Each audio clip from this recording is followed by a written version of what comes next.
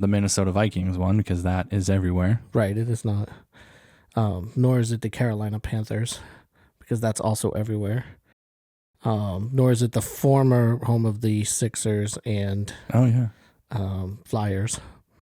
Because they must have something else somewhere. I just don't know. Wells Fargo? There's always a center, arena, field, stadium, I feel like. Actually, the Wells Fargo used to be the Arizona State basketball arena, and then it was also something in Chicago. It might be where the Chicago Wolves played, but in that area there was another. Shout out.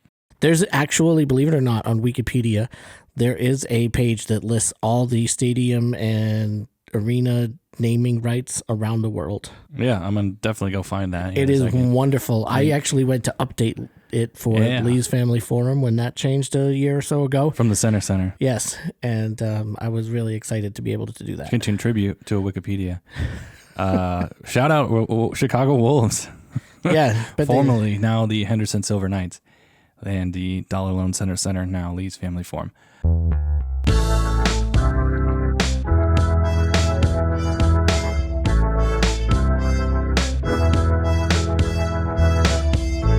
On a financial note, welcome folks to Fast Talk Podcast.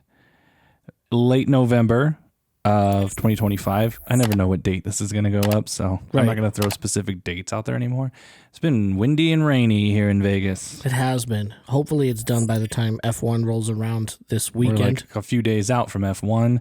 Let us know in the comments, Vegas locals, if you have been affected in any way by the F1 road closures, road restructures, or remember like last time the manhole cover they shot off in practice.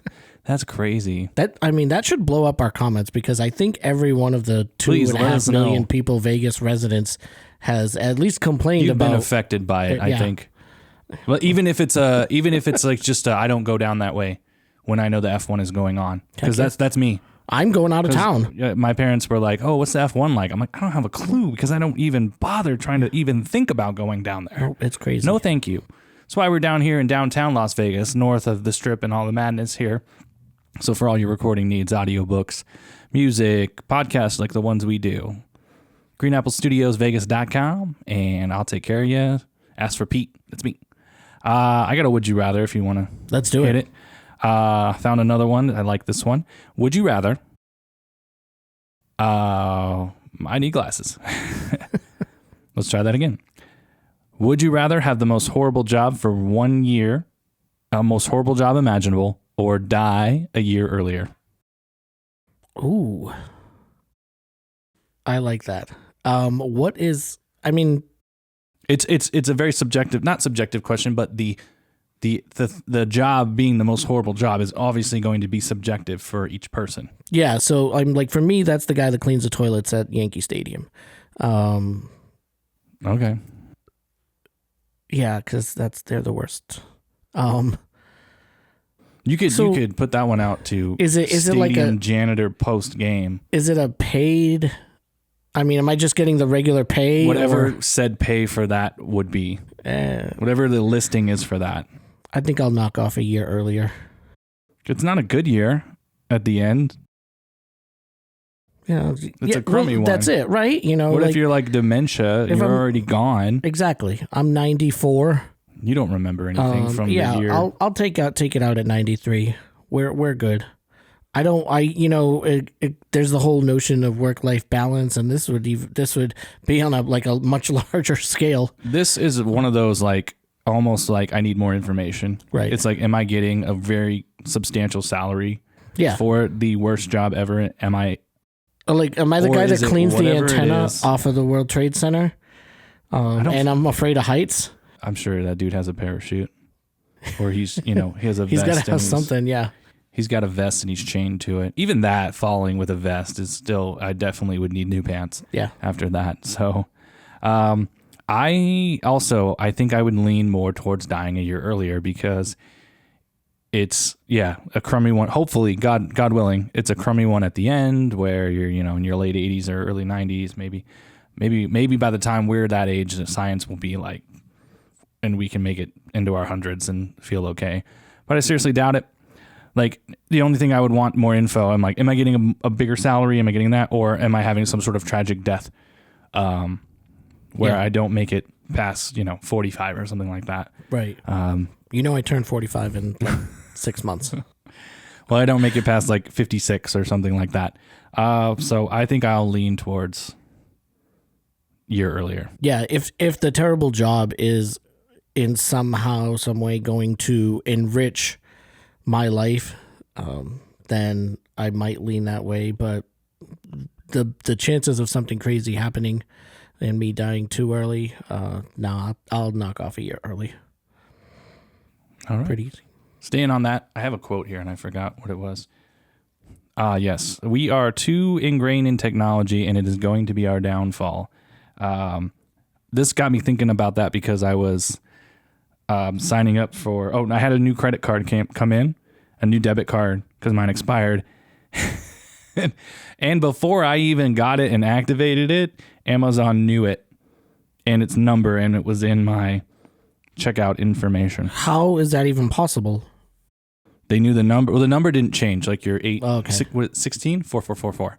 The 16 digit didn't change. The only thing that changes is the expiration date and the code on the back. But it knew the code on the back and it knew the new expiration date.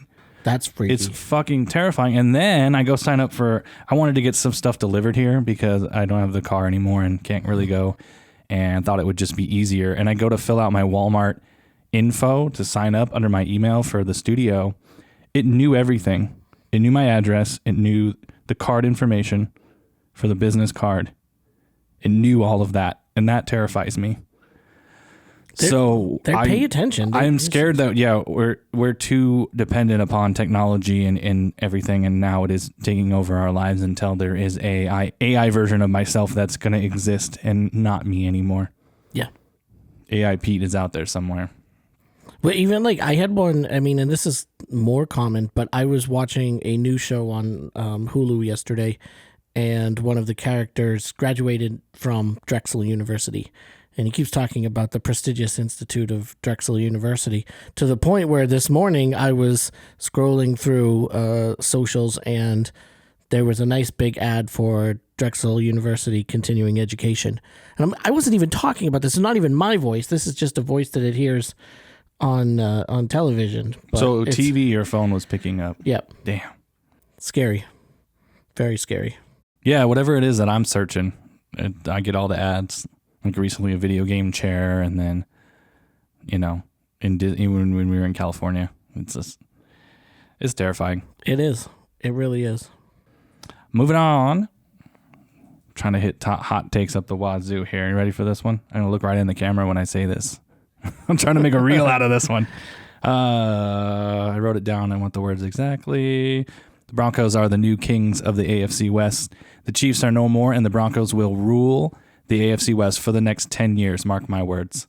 I would not be willing to go 10 years, but I will say today here, absolutely. Yes, I make a point to always say first place Broncos whenever you bring them up because they are in first place. It's just like 2015 all over again with the Patriots, Colts, and Broncos ahead and on top of the world. This is the end of the Chiefs dynasty. You had excuses built in, and these last couple games that they haven't looked good. Bills, Broncos.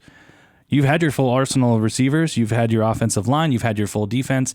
You've had Andy Reid. You have no excuses, and we beat you at your own game and won.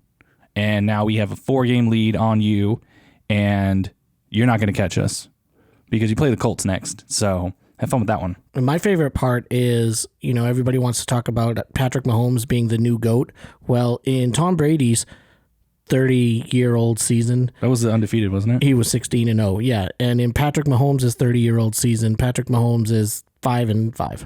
Yeah, and threw 2 horrible picks on the same drive, one called back because of a bullshit penalty, but then threw another one. And we took that one back in two stupid penalties. Did you see the block in the back on Mahomes that they called? I actually missed God.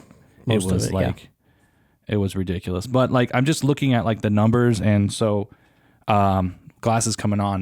That's when I want to make a point here. That's another good way to start a short. When you did it before, everybody clicked on that link. Okay. Here is our, one of the reasons why a dynasty always sometimes falls is the NFL implements its salary cap and you don't have enough money to pay everybody. And you're looking at a very good defense and you're like, oh, Denver's never going to have enough to pay everybody. Well, the fact is we've already paid everybody. Bo Nix still has 2 years left on his rookie deal. Cortland Sutton is locked up until 2030. Nice. Marvin Mims, I think our other crucial offensive piece, our return guy, kind of our gadget guy. He is on RFA, but they will get him re-signed, I think, before the year is over. The entire offensive line, all 5 guys right now are under contract until 2027. Oh, wow. Okay. 2 more years for them. On the defensive side, our 3 really good pass rushers, Jonathan Cooper, Nick Bonito, and Jonah Ellis are all under contract until 2028. Zach Allen, the defensive lineman who just wrecks everything, is under contract until 2030. Patrick Surtain and Jade Barron, our rookie, are under contract until 2030.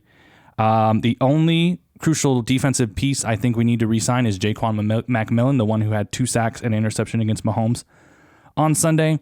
He is an RFA, which means restricted free agent. And if that's the only defensive piece that you're having to spend money on. Oh, by the way, the Russell Wilson money comes off the books. Oh, nice. Okay. So there's another $28 million to throw into your cap. So I think they took that into account when they re-signed everybody.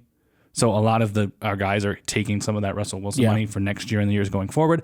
But I think you can get Jaquan McMillan under cap on a nice little salary to continue to be our nickel corner. And so, yeah, I feel like they're set up very well. It seems at like least for the next 2 years. Yeah, and so my only worries are losing Vance Joseph to a possible head coaching job. Do you think he'll want to? Remember, he came back to Denver. As the coordinator. The ultimate swallow your pride, humble moment to go back to a team that fired you and to be Sean Payton's defensive coordinator. So I think he is going to be the number 1 hot commodity on the defensive side of the ball. And then Davis Webb, who is our quarterback's coach / somewhat offensive coordinator, might get a little look at now. Hopefully he wants to stay and work with Bo Nix for the next couple of years. And like on the Chiefs end of it, it's like you can't really get mad at it. It's understandable. Like you've been to 4 of the last 5 Super Bowls. You've been to the AFC Championship pretty much every year of Patrick Mahomes' career. 18, You're adding 2 to 3 games to your schedule every year for 7-8 years. That's a whole nother season that these Chiefs guys have had to play. Eventually you're going to hit the wall. So, it's like NFL wants parity and now hopefully they're going to get it. That's where I'm at. So you don't think that I'm going to segue into one of my favorite topics of the weekend. Oh, sure. Is now that Dylan Gabriel's hurt and Joe Flacco was traded, that now that Shedeur Sanders is a starter for the Browns, that the Browns are not the kings of the AFC going to be? Because from what I understood going into the draft, whoever drafted Shedeur was going to instantly become a Super Bowl contender. I mean, you didn't give him enough time. Right. What are they now? What are they, 2-7? 2-8? Yes. 3-7? Well, did you saw his performance, right? 4 for 17? Yeah. For something? Yeah. I don't... It wasn't good. I mean, it wasn't good at all. It's not like the Ravens are a juggernaut defense anymore. Right. So my thought is, do you think if Gabriel's healthy enough to play next year, is Shedeur still a backup, or is he out of the league? There's a good amount of quarterbacks that might be coming out in the draft. I don't even know what to think of Cleveland's quarterback situation. It's funny, right? It's wild, and it unraveled exactly how I thought it was going to unravel. Like, I don't even remember who their first round pick was. I couldn't tell you. Tell me, Cleveland fans, because I can't remember. And then you take Dylan Gabriel in the 3rd round, and then you take Shedeur in the 5th round, and you have Deshaun Watson's contract still for 1 more year, if I'm not mistaken. I think so, yeah.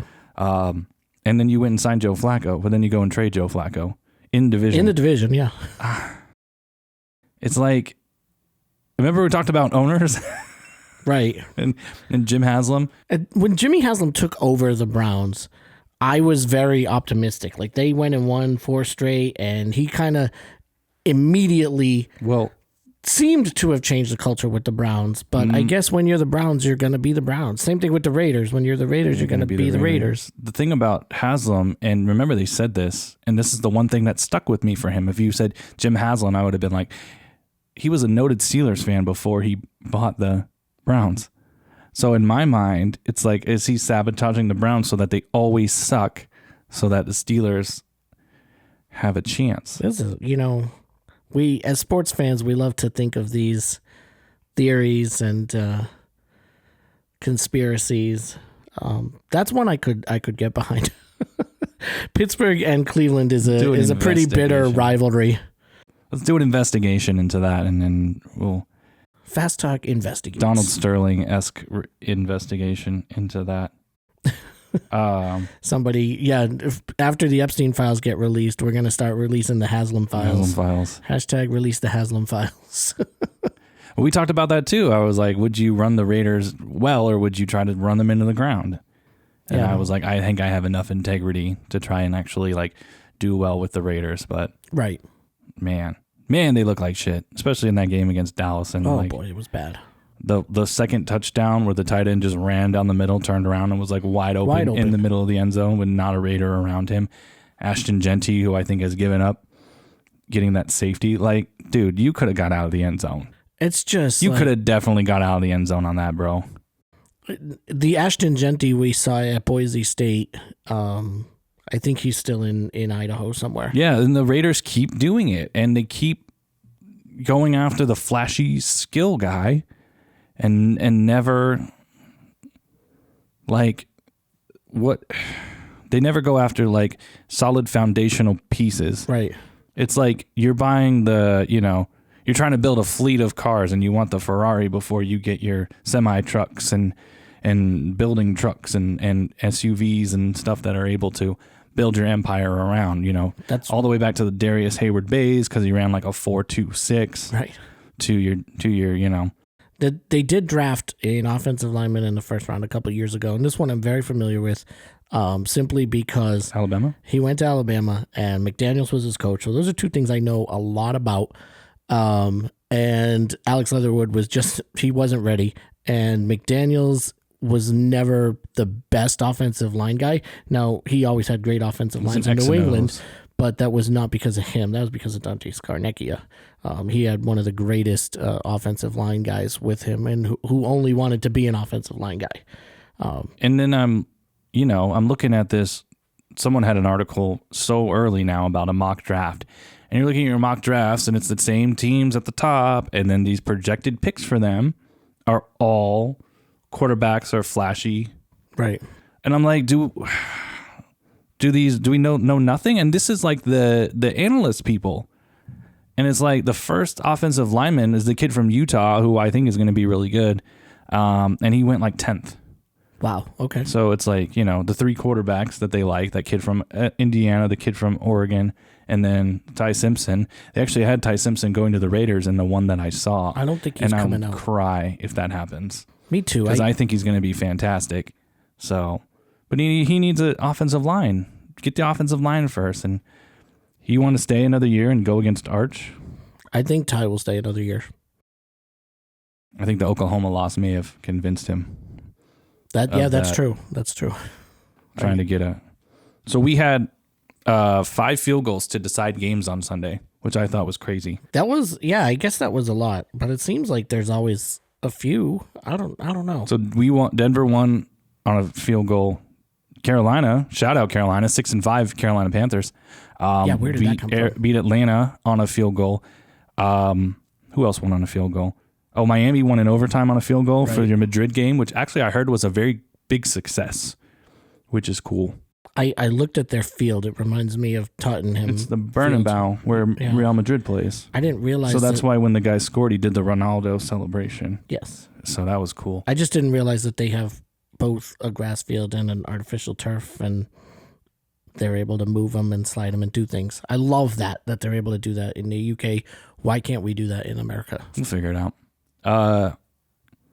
Forgive me, I can't remember the other one. And then the Seattle LA game that I was present for. Yes. The only one that missed. Really bad, actually. And I forgot where I was going with that. LA wins. That's They your won by parody 2 in the NFL again, right? But to have 5 game winner attempts, I feel like it goes back to the kickoff rules now Yes, I hate that, by the way. because still. you get it at the 35. I will say for the LA game that I was at, that punt that they had to give it back to the Seahawks for the last possession was one of the greatest punts I've ever seen. It literally went out at the half-yard line. And I told my father-in-law, who's a Rams fan and the reason why we were there, I said, that punt just saved you. Like that punt, that beautiful, beautiful punt saved your victory on that win. And now everyone's got the Rams in the top spot of their power rankings because they look like the most complete team. And They do, I think. So and they've had good teams on their schedule. Where you look at the other teams that are 9-2 in the league, have not all played the best teams, or I should say, have not all played 4 quarters. And one last thing I want to ask on just football in general this time is, why is everybody spitting on everybody else? I don't know, but I'm totally psyched that Jamar Chase is suspended against the Patriots. Yeah. I really love that. Thank you, Roger Goodell, for holding up. He's appealing, by the way. He lost. Okay, That so came out that's today. okay.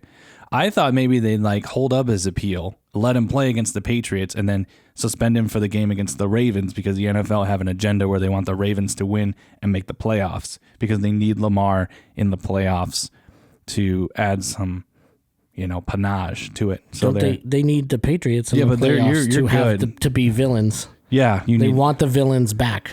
So Patrick yeah. Mahomes was too likable and couldn't become a villain. So sorry, Mike Vrabel and Drake May, you guys are the bad guys again. But I feel like it's like the third spitting. Yeah, we had the one with the Cowboys. There was another one I can't. And why? It's always spitting. It's never is that because it's not I get seeing the idiots that try to punch the helmets. Yeah. That's just stupid. You're gonna break your hand. I think open hand slap if you're gonna do it. spitting you can probably Use this get part away right with. But you can't because then Jalen Ramsey reacted and they threw Jalen Ramsey out of the game. Right. But upon further review, and they didn't have a really good shot of it, but it's the way that he reacted, you knew something. Something was wrong, yeah. I just it should be more than one game. The next guy that does it, it should be half a season. And you're just we're not going to accept this anymore. If you get caught spitting, you're gone. Yeah. For half the season. I know that's really harsh, but you need harsh penalties to make the point where it's we're not doing that anymore. Well, I think even too Treat them like toddlers. in this post-COVID world, you don't want bodily fluids to get onto somebody. I know it sounds weird to use saliva as a bodily fluid, but that's what it is. And fact of the matter is, player protection, whether it's spit or concussions or anything in between, is still a matter of huge importance to the NFL. Agreed. The last thing I wanted to get on, and I don't know, I was thinking about this. I think it was on the drive home from California because my wife had fallen asleep. And it was just me and my thoughts sitting for 3 hours on a road that's not so entertaining once you get past a certain point. It is boring. We have this idea of storied franchises. And I'm just going to kind of focus on the NFL. And would you just think about to yourself and just list off what you think storied franchises are? Okay. So when I'm thinking of storied franchises, what everybody says about it, there's 5 teams that popped into my head. And I'm curious, Steelers, Raiders, Cowboys, Packers, and the Bears. For me, and just when you would ask someone, and you ask someone that's what is a storied NFL franchise? I feel like those are the 5 answers that you're going to get the most. And I feel like only one of these teams deserves the title still of being a storied franchise. Because when you think of the last 30 years of NFLdom, all of them except for one team is garbage. So the Packers, I feel like, are the only team still worth the title of storied franchise because the Steelers, when's the last time they won? Was it 40? It was Super Bowl 43, wasn't 43. it? And that is almost 20 years ago. The Raiders have been absolute dog shit since 2002 when they made the Super Bowl. And that was a fluke year. The Cowboys haven't made an NFC Championship game since 1995, yet still dubbed America's team. You can argue against me because if you saw that stadium, Allegiant, on Monday night, it was probably 80-20. At least. Cowboys. Yeah, it was very, very Cowboy. The Bears, you Bears fans, you're still living in 1985. Your team hasn't done jack shit since then, and you still relive the Super Bowl shuffle. And the Packers, honestly, they haven't won a fucking Super Bowl since 2010. But yeah, they're 45 too. in my mind, this notion of storied franchises and respect these storied franchises and all that, you're not a storied franchise anymore. I'm sorry. My new list is literally the Patriots, the Niners, and the Ravens. That's my new storied franchises. So when you said it, I counted 4 in my hands, and it was 4 of the 5 that you listed. I wasn't going to include the Raiders in that list for the same reason you don't think they should be. They are thought of as. I think if you go back to their history as one of the first real AFL teams to legitimately compete with NFL teams post merger, and get those Raiders 3 and the Super Steelers. Bowls. Yeah, well, Steelers were an NFL team. Oh, okay. That like them in And then they Baltimore made- the were Colts. turned into the AFC. Yeah. So yeah, I think Green Bay still belongs in that discussion. And I think Pittsburgh still belongs in the discussion simply because Mike Tomlin's never had a losing season. he hasn't. And while they haven't been the force that they were throughout the Roethlisberger era, or they haven't, won the championships that they did in the 70s, they're still a team that I don't think anybody really looks past when they're on the schedule. It's a fun game. You want to go to Steelers. There's that tradition there. The terrible towels are still as I guess prominent, as ubiquitous, as prominent as ever. Yeah. And those Steeler fans, I mean, they're they're ready to go every single game. And yeah, I'm biased, so I'm going to include the Patriots. No, I wrote down the Patriots for the last new storied franchise. Yeah. Yeah, for the last quarter century. I mean, you can't. Tom Brady. People are going to say they cheated. There's always going to be people saying cheater, cheater, cheater, cheater. They're even throwing it out at Mike Vrabel now. Somehow or another, Mike Vrabel's cheating. What can we say? Can only win the games that are in front of you. But, you've got, and these Raider fans that are like talking about the immaculate reception that still wasn't a catch. And then the Brady fumble. Right. Yeah, they're going to get It's like, cool. You were in 2 momentous plays in NFL history. The fact that hold on to that was 25 years ago was the Tuck rule game, and I have people who are like 17 coming up to me and yelling at me about the Tuck rule. I'm like, bro, like you weren't alive. Your parents weren't even married yet. Like, get over it. That's like me complaining about Bucky Dent. Oh wait, never mind. I still do. Happened 3 years before I was born, but fuck that guy.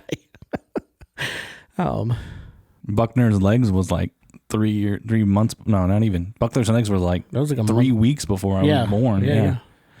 But I'm just trying to keep this like NFL specific, and so like, okay, I'll give you Pittsburgh, but that leaves my 5 storied franchise, my current 5 storied franchises: Patriots, Steelers, Niners, Ravens, and the Packers.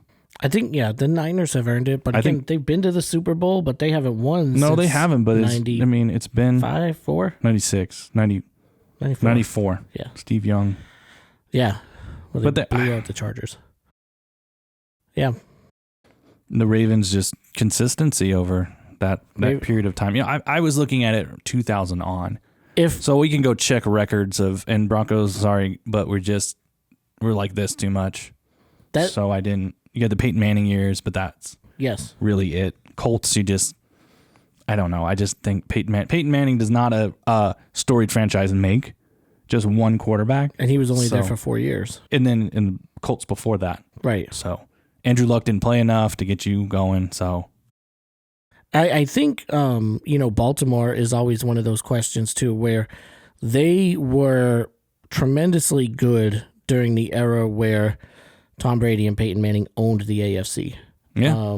And so what if Mo Lewis never hits Drew Bledsoe? How many Super Bowls does Baltimore they broke win? through kind of before that, before Peyton Manning got into his groove, and a year before Tom Brady even came. Right. And then you've got a 12-year gap.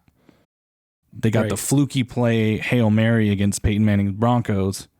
That got them too. I don't remember what happened. I think did they beat the Patriots in the AFC Championship? In the AFC Championship on a field goal that sailed over the upright, but there's questionable whether it was in or out, and they said it was good. So whatever.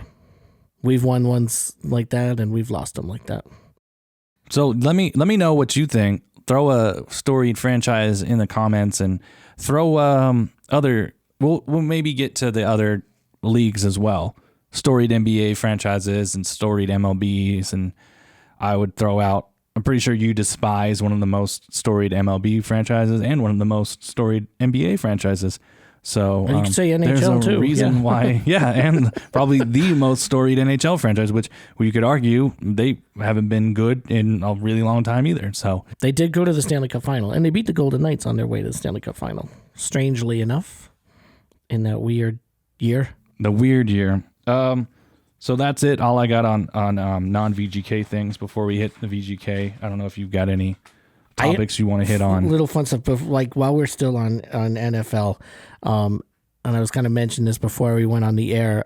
Drake May's wife she's taking off on TikTok, and it is so fun to read the comments. Now Drake's wife she's just a regular girl. They've been together. I mean, this is like for like legit reasons, like not just she's showing ass and half. Yeah, no, she's not doing like the modeling thing or the check out my ass, look at my boobs type stuff. She's just a regular girl on TikTok, and she just happens to be married to arguably the best quarterback the Patriots have had since Mac Jones. Sorry, I can't. But it's the comments people are writing. You could have gone with arguably the best quarterback of the season this year, and I would have agreed with you. Okay. I want to read some of the comments. So just a couple days. What's her at? Let's throw it up here. At I don't know. At Drake May's wife. At Ann Michael May. There we go. So some of the comments are Michael. Her middle name is Michael. Is it Michaela? No, it's Michael. At her middle name. It might be your middle name. Maybe it it's might her be last your maiden name. name. I don't know. Yeah. I think her last name is May. Well, I gotta. But the comments on these. It is Michael. That's crazy. This is hilarious. And with no E, by the way. Yes. So, the Patriots had the mini bye this weekend. So Ann and Drake and their friends went to New York City. I was kind of hoping they'd go like apple picking in the Northeast, but they went to New York City, and her and her friends made a video about some chicken Caesar wraps that they bought, and they loved them, and they're reviewing them. What more can you ask? And this is, so, and then she makes a video, or she says, well, Drake and the guys are over there eating theirs. Drake's is falling apart. Somebody writes, New York's so bitter about the Patriots beating the Jets that they gave Drake a defective wrap. Please bring one home for Drake. They weren't listening to the video. Giselle never shared her raps with us. Oh, they're taking shots. Here's another one. Your husband is the reason I'm alive. Please tell. I want to dive a little more deep into that one, Ann, just to make sure that guy's okay, that person. Can you adopt me so Drake is my father? That's probably like a 62-year-old man. Please tell your husband that my husband says that your husband is the reason he's happy. And it's so funny because, some people are like, oh my God, they're messing with this. And like, this is how Bostonians are, like we love our football, and she's one of us now. The Mays are part of the New England family. Like Mac's wife never did anything like that. She just, posted pictures of her hanging out with other Patriots wags. I fear you're too quick to embrace. No. I feel like do you know how bad the last couple years sucked? If he sucks next year, it's gonna hurt to have to kick her to the curb. I can't believe you would even put that energy out there. Bo Nix could suck. He's been worse this year than last year. Well, the chances of Drake sucking next year with Josh McDaniels and Mike Vrabel and another year with Pop Douglas are so slim. And I mean, I will say, after Tom won his first Super Bowl in his second year, they didn't make the playoffs in his third. So there's a possibility that Drake follows Tom's footsteps. But if that's the case, I'm just going to make Ann Michael May's recipes and just overeat on apple cider spice donut loaf. You know, it looks fantastic. I think Is that a North Carolina recipe? It must be. I don't know if it's a North Carolina recipe or where she got it from, but if you watch her making it, she's great. She measures everything out. She's got real measuring cups like a normal human. Like a lot of times you see these recipes and they're like, well, a cup and a half of flour, and they just dump a bunch of shit in. No, she measures everything out perfectly. When it's baking like that, it has to be. Otherwise, it won't cook right.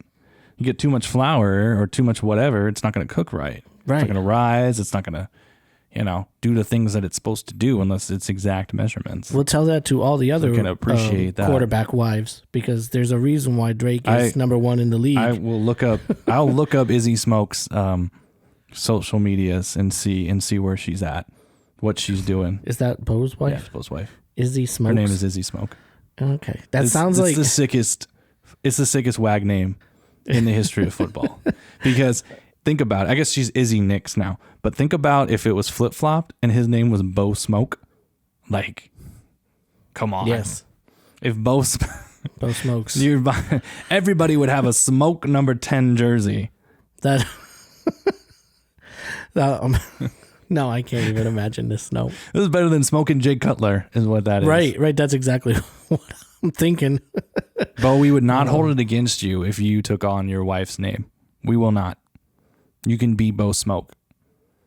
Yeah. So maybe just be Bo Smoke Nix. Smoke Nix. Nick Smoke? Yeah, Smoke Nix flows better than Nix Smoke. Yes. It's hard to do that X to an SM. Nix Smoke. So Bo Nix Smoke. Bo Smoke Nix. Yeah. I might refer to him that going forward. Bo Smoke Nix with the quotes. And shout out to Ann Michael May. She's Queen of New England, they're calling her, or First Lady. Maybe we'll make her recipe and we're going to have it right here. I think every New England family is having this for Thanksgiving.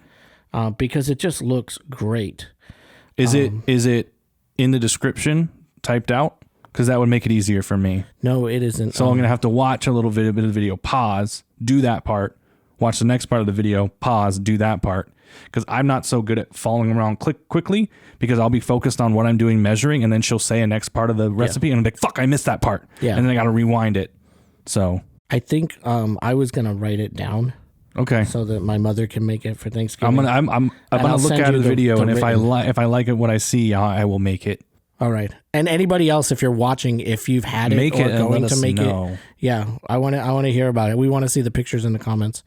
And if you see it, you're welcome to come sit on the purple couch and join the podcast. That'd be wild if she was our first guest. That would be pretty cool. They already played the Raiders, so yeah. And it was in New England. Next year we're gonna have a first place schedule, so we won't play them. Couple other things I had, keeping on the storied franchises, the Women's Professional Baseball League. Are you familiar with this? There's no crying in baseball. You say that, and that's what I think of. Yes. So there is an actual real WPBL starting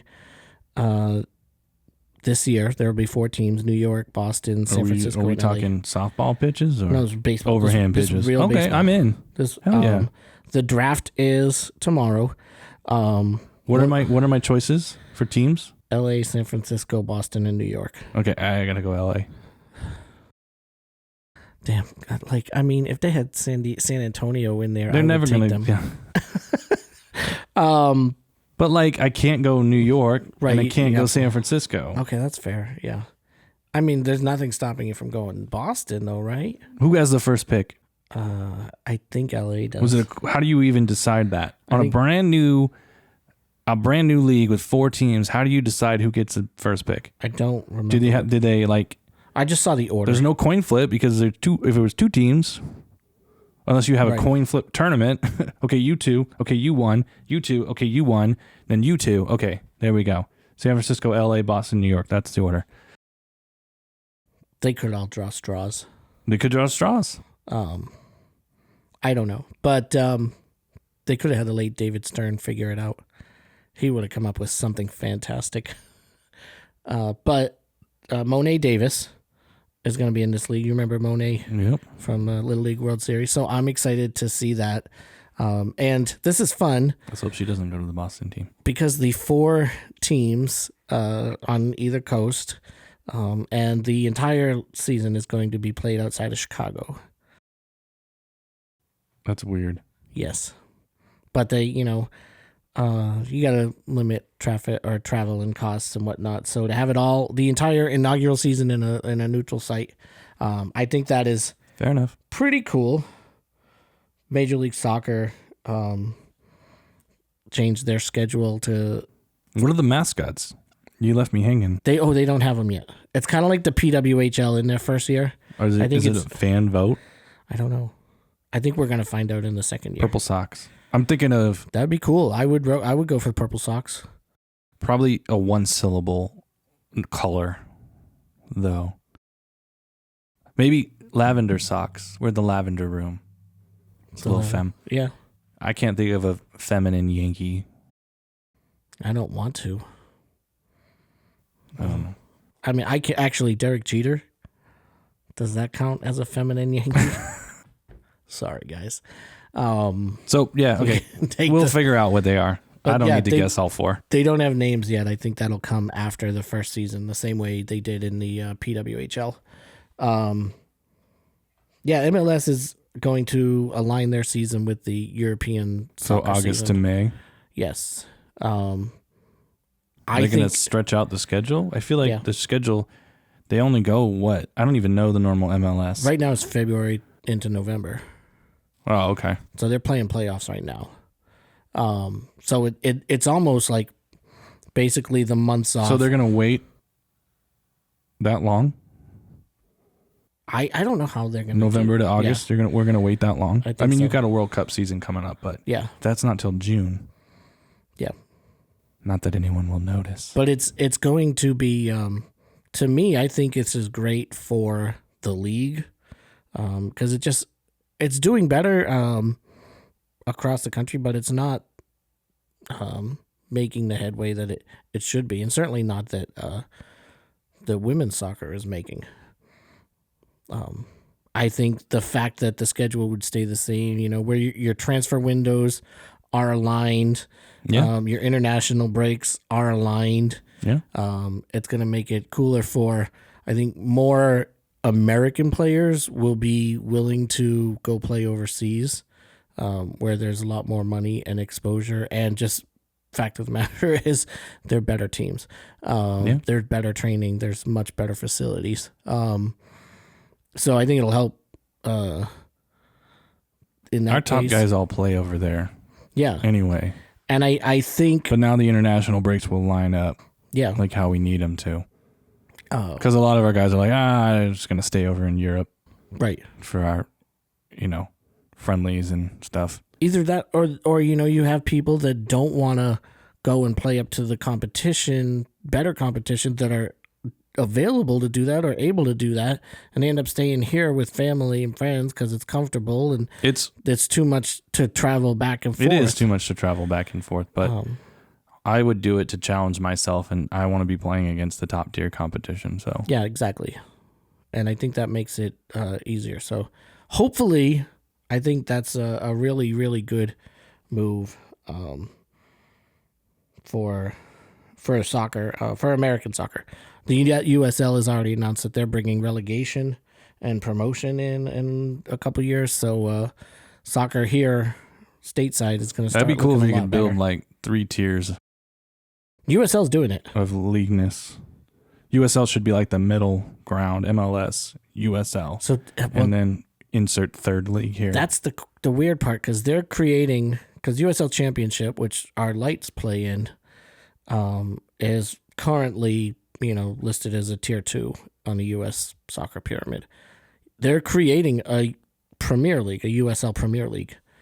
So basically, you're just going to let the MLS teams come into that. I think that's kind of what they're hoping for, to try to get a couple. I'm fine with that. I don't give a shit if I call it Major League Soccer or USL. I don't care. Yeah. Give me something. But I love that they're bringing that in.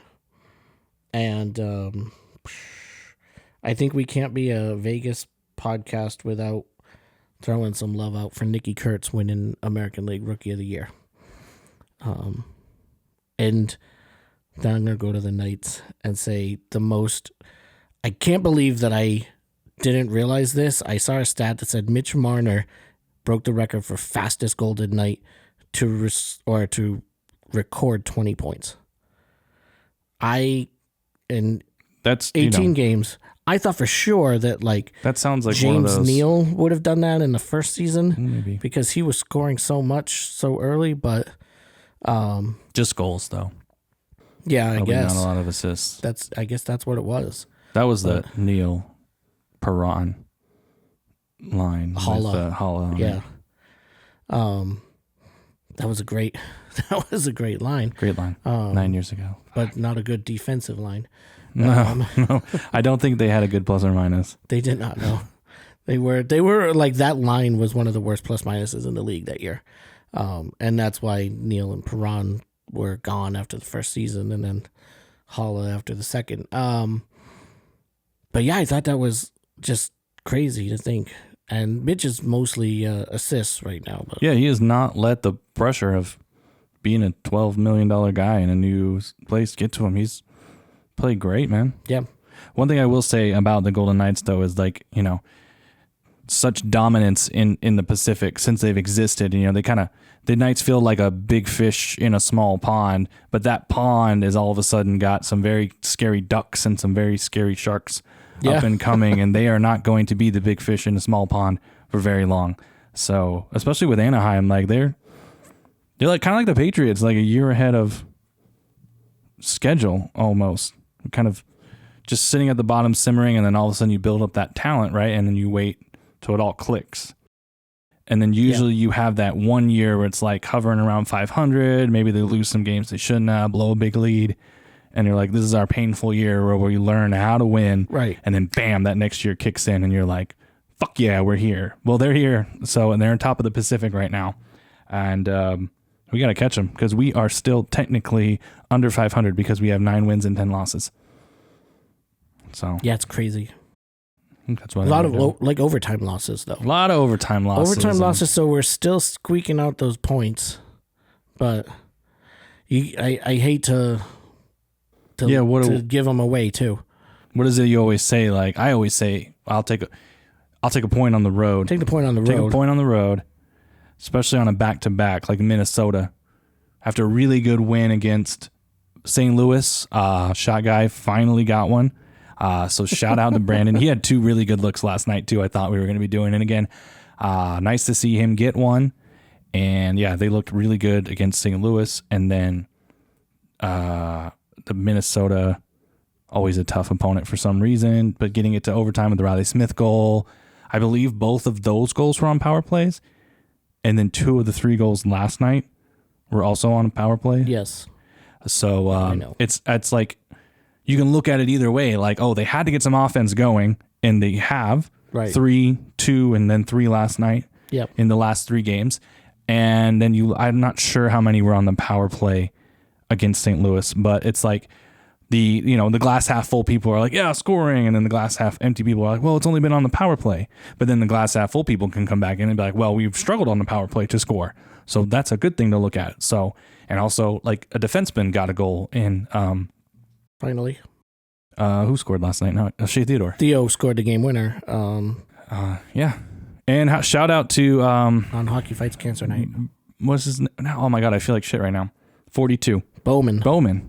Braden Bowman. Yes. Shout out, dude, for getting 2 goals in 3 games. Right. So remember NHL debut. It's weird how they seem to have those guys that do that. Like remember Peary? Peary did it. Yeah. Peary came on like fire. New guy. Yes. He was like the original new guy. For those that were like, remember the first like 2-3 seasons with the Knights, and Peary came on, and nobody knew who he was. We're all like 73, who's 73? It's just a new guy. So that was just a new guy. So yeah, I'm trying to think of like who else did that. I want to say number 25 was it Stefan Matteau, first or second year. Martinez scored his first game. Alec. Yeah. That was cool. Brendan Brisson did it for Henderson, his first game in Henderson. I remember watching that one too. But he's Riley Smith now, so. But yeah, I mean, it's just like you're still sitting above 500 or still below 500, and I think they're still 4th or 5th in the division. I know that Anaheim's still above us. I'm pretty sure that the Kings are still there. Seattle still doing decently well as well. And so basically for the Knights, you gotta fix this overtime. You gotta fix this overtime problem. You know, we're 1-6 in overtime, and you know, if it gets to a point where it's not a fluke anymore. It's like a legit problem because 6 overtime losses in your first 20 games it's not good. So no.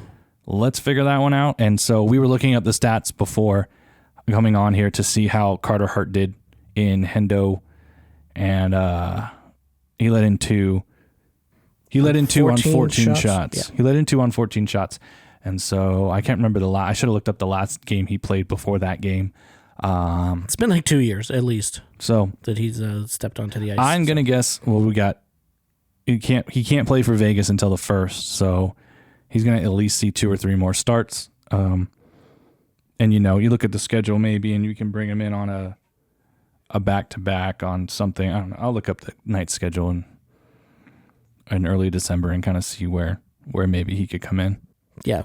Do we know any more information about Aiden Hill? And no, I haven't seen any. Okay, yeah, I haven't any information on that. You know how hockey is so vague with the injuries. They are horrible.